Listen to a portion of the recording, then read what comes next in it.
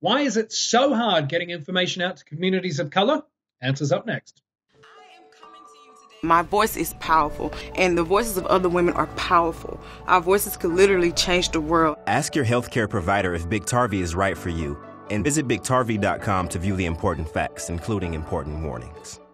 Welcome to Plus Talk on Plus Life, where we are all about turning positive into a plus. My guest today is the president and CEO of the Black AIDS Institute, Raniyah Copeland. It's so good to have you on Plus Life. Thanks for being here. Thank you so much for the invitation. I'm excited to talk. Likewise. Now, I look at you. You are a young woman. HIV activism, this has been in your blood for a long time. What made you decide to go down this path?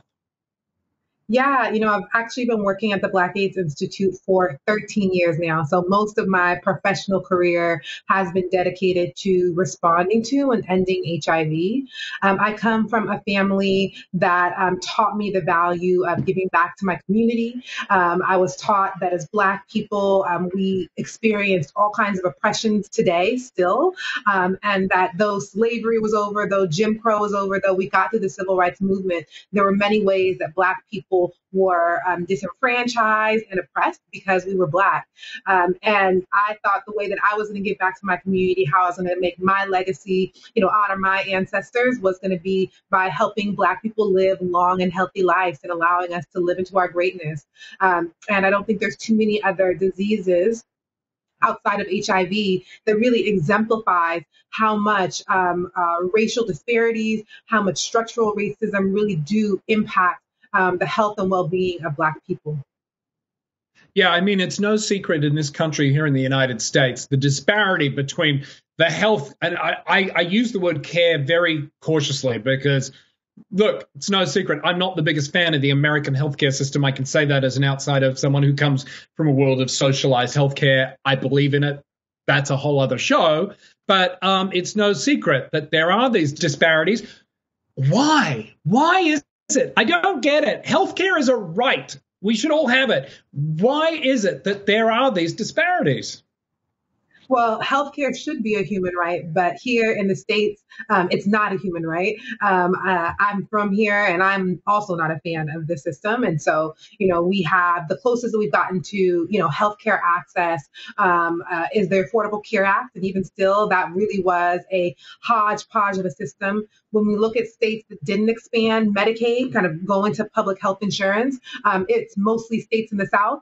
When we look at where the majority of Black Americans live, they live in the American South. And so there's no denying kind of how these structures really have evolved since slavery. And when we look at health, we know that health is impacted by so many different things. We know that housing impacts health and health outcomes. We know that education levels, we know the poverty level impacts health as well. And so really, when we're talking about these kind of poor health outcomes in Black communities, we're looking at the reasons why, and it's not because of things that we're doing as individuals, it's because of these systems that we live in that disproportionately impact Black communities, that don't give us access to services, and overall really kind of impact every aspect of Black life. Yeah, when we talk about U equals U, undetectable equals untransmittable, does that message, when, from my perspective, from where I come from, I'm constantly told white male of privilege, you don't get it. So help me get it. Help me get it. Why is this messaging that is so simple and so straightforward, why isn't it getting through in these communities and we're seeing HIV rates climb? What is it about U equals U that people aren't hearing or aren't being communicated to in the right way so we can change that? So first of all, I think that U equals U is not something that Black communities know enough about. When I tell people about undetectable equals untransmittable and the success of treatment as prevention, people are astounded and they do not know. So there's a huge gap, particularly in Black communities, about knowing this information. And I think that really kind of some of the underlying challenges of that is that Black communities aren't getting the information around these amazing biomedical tools that we say can get us to the end of HIV within our lifetimes, whether it's pre-exposure prophylaxis or PEP, It's post-exposure prophylaxis, and then U equals U, which we know is really supporting people living with HIV to achieve viral suppression, to achieve U equals U, is actually how we really end HIV. That is the majority of the work that we need to do, but it's not happening in Black communities. I think that there's, we see this with COVID now, this huge experience, this huge history of mistrust that Black people, Black communities are regularly abused by healthcare systems. And so we don't trust this information, and that information really isn't coming to us. And so we see that with PrEP utilization, we see that with Black communities achieving viral suppression and really being able to be champions of U equals U. You make a really good point there about the distrust.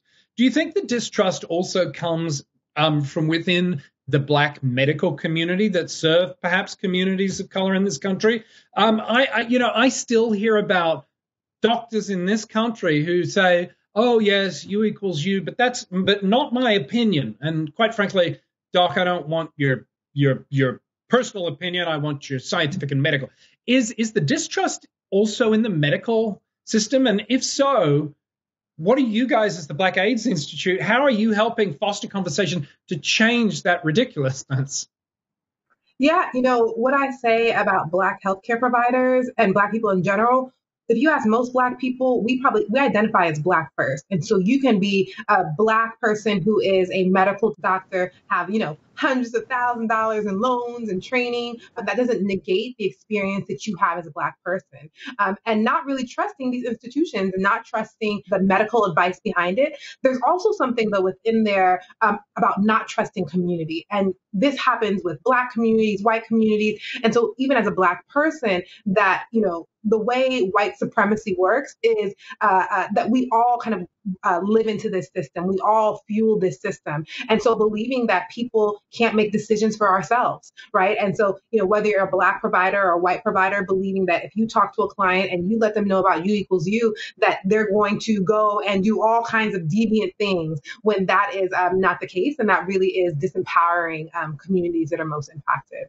What can I do as a white man of privilege who has this voice, who has this platform, Plus Life? What advice do you have for me to communicate all of this messaging that, let's face it, you and I, we're on the same team. Our skin color is different. Yes, I'm in a position of privilege. I hate that, but I'm a foreigner in this land, and I accept that is, how things are. What advice do you have for me? What can I do to help foster these communications so that people do hear about U equals U and do stand up to HIV stigma? Yeah, I think the same thing that I have to do, right? That part of what privilege is that for most of us, most human beings have some form of privilege.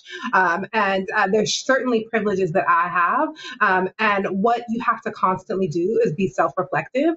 And I think one of the things that you're doing that is so beautiful, that I try and do as well, is really share my platform and share the privileges that I have. And so having me here today to speak about this, is one way that I think that you are, a part of the movement that's trying to make sure that this information gets to communities that are most impacted. How do we make sure that we have Black trans women who are having this conversation in community? And so I think that being able to share that privilege, share platforms, is a really important piece of that work. And being able to shout, regularly from the rooftop, from your social media handles, about this information, because there's so many people who don't know about U equals U. There's so many people that don't know that we could really end HIV within our lifetime. And there's so many people that don't know that HIV is still this huge pandemic, and that much of it is based off of systemic racism, and that we all have an active part to play in that. And whether it's having conversations with our families, our friends, but being able to shout that out, which is something that you're doing, I think is, a critical part of how we're not only allies to each other, but we're really accomplices in helping each other get free, and not have to worry about, these negative health outcomes.